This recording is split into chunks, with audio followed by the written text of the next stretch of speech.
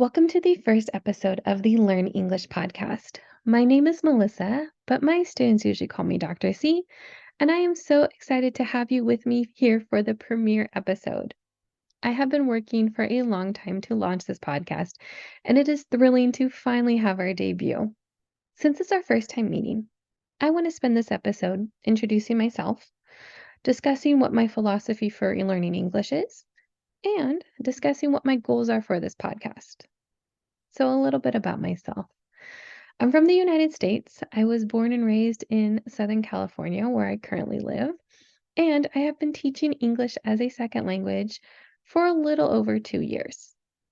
What made me want to start teaching English? Well, that goes back to my own language learning journey. So, I have wanted to learn Spanish for almost my entire life. I have tried and failed a number of times. When I was in high school, I took Spanish as a foreign language, like most students in the United States. I took Spanish for 2 years, and even though I got good grades, my teachers gave me A's and I did good on our exams. After 2 years, I could not even introduce myself. Literally saying, "My name is," would give me anxiety. The most complicated question I could ask was, "What is the date today?" Not really something that comes up in everyday conversation, does it? So, when I would try to talk with people in Spanish after taking my 2 years of classes, I would stumble and I would get so nervous. And I struggled so much that the people I was talking with would switch back into English because they could see how much I was struggling. I don't know about you, but for me, that was really embarrassing and it kind of broke any confidence I had with speaking in Spanish. For me, there was really nothing more soul crushing as someone switching back into English because they could tell I was just failing miserably. Over the next couple years, I would go back and try to learn Spanish. I would download apps on my phone, I would play games, but I never really seemed to improve that much. At the beginning of the pandemic, when we all were in lockdown, I finally found myself with a bunch of free time. And I promised myself, now was my chance. I was going to finally learn Spanish and be able to have a basic conversation with someone. I didn't want to fail again because honestly, I kind of already felt like a failure. I had tried for years to learn this language and never really had much success. So I decided to research. I Googled it. How do you learn a language? What are the best methods to learn a language? How can you learn a language fast? What I came across was a lot of different strategies and a lot of different philosophies. And the two that I really liked the best were Stephen Krashen and Steve Kaufman. I'll put links in the description for this podcast so you can check them out, but I'm going to talk a little bit about how they approach learning a language. So, Steve Kaufman is a polyglot. He knows, I think, 18 languages, maybe even more. He has a YouTube channel where he discusses learning a language, and he also runs the Link website, which is one of my favorite apps that I use when I'm trying to learn a language. His philosophy is that you need input. You need to be able to read and listen in a language. The more you do that, the more input you have, the better you're going to be at speaking and understanding that language, which makes sense. He also says that the input that you get should be engaging. It should be things that you enjoy, that you like, things that you actually want to read and listen to. The more that you want to read and listen to them, the more likely you are to do it. And then the more you're going to improve in that language. On his YouTube page, Steve Kaufman also did interviews with Stephen Krashen. Stephen Krashen is a linguist. He's a researcher, and he researches how people acquire languages. His research has shown that people acquire languages by reading and listening, having engaging input, and being exposed to the language as much as possible. This makes sense because this is how we acquire languages as children. When we're babies, we aren't speaking, but we're listening to the conversations around us, and eventually we are able to speak in that language. Hearing their conversation, seeing their methodology, I decided to try it and see what I could do with Spanish. I started listening and reading as much as possible. I did it every day. And after 3 months, I could confidently say that I learned more than I did in 2 years of a traditional class. I realized that I never read or listened to anything in Spanish when I was in school. Our teachers would say words and we would repeat after them. We would write out conjugations for verbs.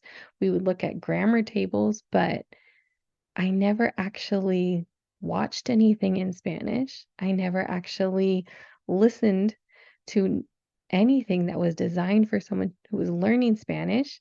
And that just wasn't the methodology that was used in high schools. Honestly, I don't even know if high schools teach languages that way. I highly doubt it, but it's one of the most effective ways to learn a language. While I was going through my language journey, I realized that even though I was enjoying learning a language, what I really was getting the most joy from was helping people improve their English abilities. I liked helping people improve their English skills. So I decided to become a certified English teacher, teaching English as a foreign language. I have been helping my students for the past couple years, and I can honestly say that one of the most common questions I get asked is, how do I improve my English? When a student asks me this, what I almost immediately respond is, how much time are you spending reading and listening to English? How much time are you spending being exposed to the language? Input is one of the most effective ways you can improve your English abilities. So I ask my students how much time, how much input are they getting? And I've heard from a lot of students that they have difficulty finding the right content to use for input. When you're a beginner in a language, especially with a popular language that's spoken all over the world like English, Spanish, French, there are so many resources out there for beginners.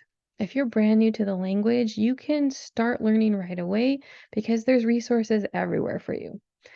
And if you are at an advanced level, there is a ton of content in English. You have the whole entire entertainment industry of the United States at your disposal. But when you're in that middle area, when you're at that intermediate area, that's where you have a lot of difficulty finding comprehensible input. When you are using beginner material, eventually you kind of grow out of them. They become too easy and you're not really learning anything and you're not pushing yourself as hard as you need to improve your skills.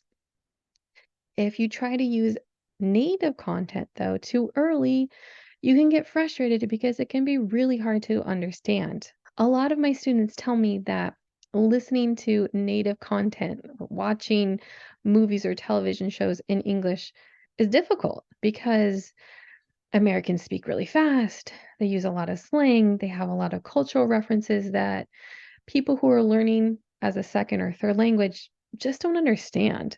And that's what got me thinking about launching this podcast. I'm a native speaker.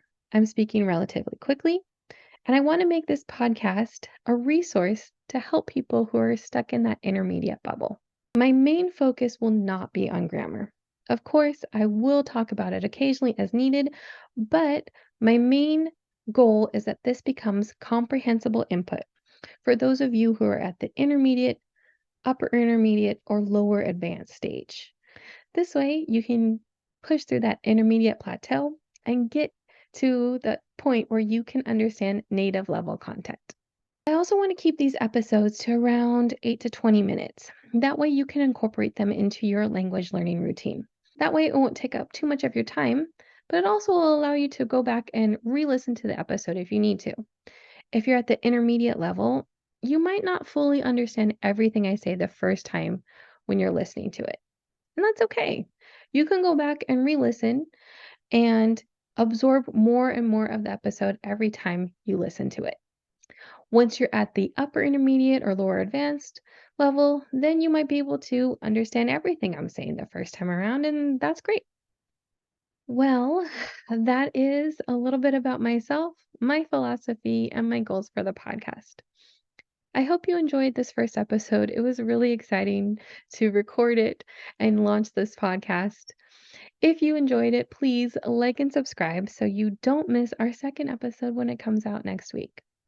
Until then, keep on learning English.